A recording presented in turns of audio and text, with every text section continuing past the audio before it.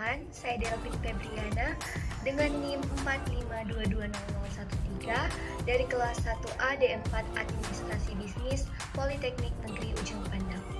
Saat ini saya akan menyampaikan materi tentang komunikasi bisnis dalam organisasi dari mata kuliah Komunikasi Bisnis Dasar. Pokok-pokok pembahasan yang akan dibahas dalam materi ini adalah yang pertama pengertian komunikasi, fungsi komunikasi, proses komunikasi, hambatan dalam komunikasi, gaya komunikasi, hal-hal yang mendasar dalam komunikasi, isu terbaru dalam komunikasi, bentuk-bentuk komunikasi, bentuk-bentuk jejaring komunikasi, dan hambatan dalam proses komunikasi. Berikut adalah gambaran singkat dari materi ini yang dirangkum dalam satu mind mapping. Namun saya akan mencoba menjelaskannya satu persatu. Yang pertama, pengertian komunikasi dalam organisasi menurut para ahli. Saya akan membacakan beberapa pendapat. Yang pertama dari Kreitner dan Kinichi tahun 2000. Ia menyatakan bahwa komunikasi dalam organisasi didefinisikan sebagai pertukaran informasi antara pengirim dan penerima dan kesimpulan makna antar individu-individu yang terlibat. Kemudian menurut Kate Davis dan John Wennerstrom menyatakan bahwa komunikasi dalam organisasi merupakan cara menyampaikan gagasan, fakta, pikiran, perasaan, dan nilai kepada orang lain. Secara umum, komunikasi dalam organisasi diartikan sebagai bentuk pertukaran pesan atau informasi antara beberapa orang dalam suatu kelompok organisasi yang terdiri dari beberapa orang. Fungsi komunikasi dalam organisasi ada 4. Yang pertama itu pengendalian atau kontrol. Pengendalian atau kontrol untuk mengendalikan perilaku anggota dan memastikan setiap anggota organisasi itu melakukan pekerjaannya sesuai dengan standar SOP yang sudah ditentukan. Contohnya, seorang pemimpin memeriksa pekerjaan para karyawan, apakah mereka melakukan pekerjaannya dengan baik. Yang kedua adalah motivasi. Pemberian motivasi ini bisa dengan cara memberikan apresiasi atau reward kepada para pegawai dan memperkuat motivasi dengan menjelaskan kepada mereka seberapa baik mereka bekerja, apa yang harus ditingkatkan, dan bagaimana cara meningkatkannya. Ketiga, informasi. Komunikasi memberikan informasi yang diperlukan untuk mengambil keputusan dan mengevaluasi setiap hal yang sudah dilakukan. Yang keempat, pengungkapan emosional. Komunikasi memfasilitasi setiap orang dalam organisasi untuk menunjukkan rasa kekecewaan dan rasa puas mereka terhadap suatu hal. Dari komunikasi kita dapat melihat dan merasakan apakah orang itu sedang kecewa, marah, atau senang dengan pekerjaannya. Yang selanjutnya adalah proses komunikasi. Yang pertama, pengirim atau komunikator akan mengirimkan pesannya, kemudian masuk ke tahap encoding atau penyandian. Encoding adalah proses transmisi atau transfer informasi dari seseorang kepada orang lain. Kemudian hasilnya akan berupa sebuah pesan.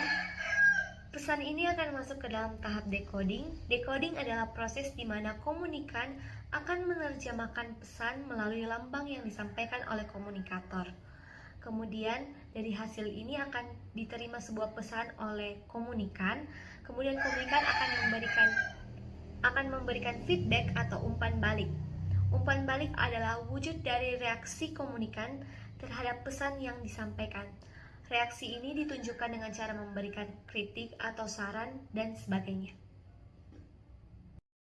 Selanjutnya, hambatan komunikasi dalam organisasi. Yang pertama adalah hambatan teknis. Hambatan teknis adalah hambatan atau gangguan yang terjadi karena media atau platform yang digunakan dalam berkomunikasi mengalami gangguan. Misalnya jaringan telepon yang terganggu karena cuaca yang kurang baik seperti hujan, atau sinyal yang kurang kuat sehingga mengurangi efektivitas berkomunikasi. Hambatan teknis ini juga disebabkan karena tidak adanya penjelasan atau informasi yang jelas, tidak ada SOP, dan sebagainya.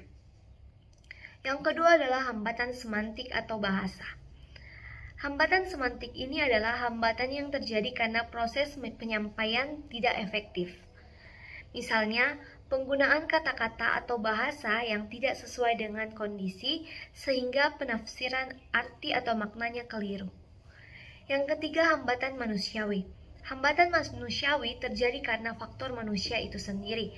Faktor-faktornya itu bisa dalam bentuk emosi, prasangka pribadi, kemampuan dan ketidakmampuan alat-alat indera seseorang, dan sebagainya. Kemudian gaya komunikasi dalam organisasi. Gaya komunikasi ini ada 3. Yang pertama gaya asertif, gaya agresif, dan gaya non-asertif. Yang pertama gaya asertif. Gaya asertif adalah sikap yang mampu mengekspresikan perasaan dan harga diri, tidak mengambil keuntungan dari orang lain.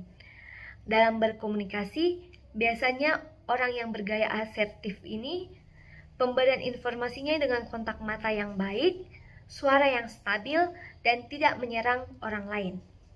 Kemudian, gaya agresif. Gaya ini yang menyatakan perasaan dan harga diri, berjuang memperoleh keuntungan dari orang lain dengan cara yang tidak adil. Dalam berkomunikasi, biasanya berekspresi meninggikan diri, suara keras, dan mata melotot. Selanjutnya, gaya non-asertif.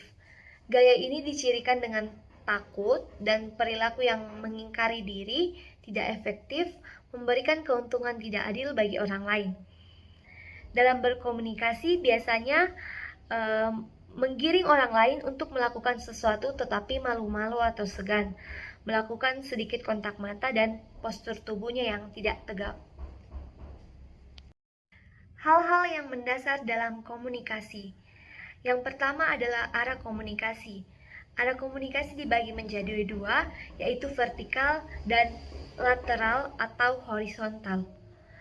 Vertikal dibagi menjadi vertikal ke atas dan ke bawah.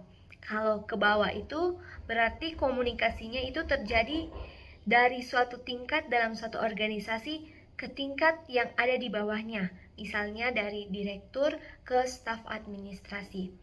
Kalau ke atas berarti terjadi sebaliknya, dari suatu tingkatan ke tingkatan yang ada di atasnya, misalnya dari staf administrasi ke direktur. Kemudian lateral atau horizontal adalah komunikasi yang terjadi antar anggota organisasi pada tingkat yang sama, misalnya antar manajer ke manajer pemasaran, dan manajer sumber daya. Kemudian jaringan formal dan informal. Jaringan formal pada umumnya arah komunikasinya itu vertikal, mengikuti tingkat wewenang dan terbatas dengan komunikasi yang berhubungan dengan tugas. Kalau informal itu adalah komunikasi bebas dan biasanya bergerak ke segala arah, bisa melompati tingkatan wewenang dan kemungkinan digunakan hanya untuk memenuhi kebutuhan sosial. Kemudian yang ketiga, komunikasi nonverbal. Komunikasi nonverbal ini adalah komunikasi yang berupa gerak tubuh, merujuk pada sikap tubuh, mimik wajah, dan gerak tubuh lainnya. Keempat, pilihan saluran komunikasi, biasanya lewat telepon, video call, atau chat. Kemudian pilihan komunikasi efektif. Pilihan komunikasi efektif adalah pilihan komunikasi yang paling cepat atau paling mudah untuk dilakukan. Misalnya jika jarak orangnya dekat dan ingin berkomunikasi, maka bisa dengan cara bertemu langsung, atau jika jauh bisa lewat chat atau video call. Isu terbaru dalam komunikasi. Yang pertama, penghalang komunikasi antar pria dan wanita.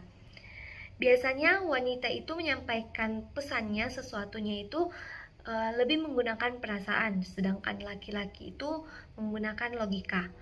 Kemudian komunikasi silang budaya, yaitu perbedaan bahasa, dan komunikasi elektronik, bisa menggunakan handphone.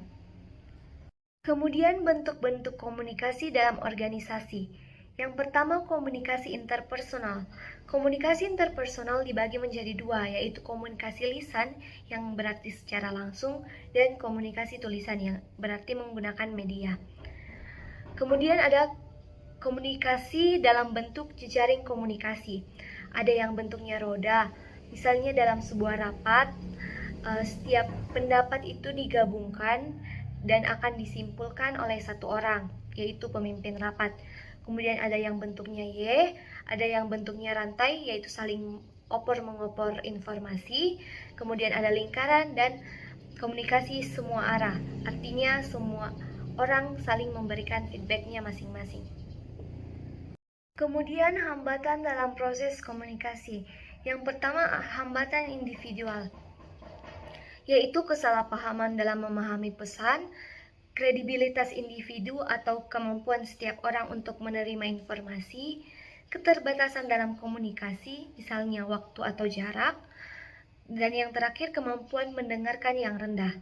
Kalau hambatan organisasional itu ada hambatan semantik, yaitu bahasa, penggunaan kata-kata yang tidak dimengerti audiens. Kedua, ada perbedaan tingkat manajemen, kemudian persepsi yang berbeda, dan kelebihan beban kerja. Pemaparan materi di atas dapat disimpulkan bahwa komunikasi dalam organisasi merupakan bentuk pertukaran pesan atau informasi yang terjadi dalam suatu kelompok yang terdiri dari beberapa orang.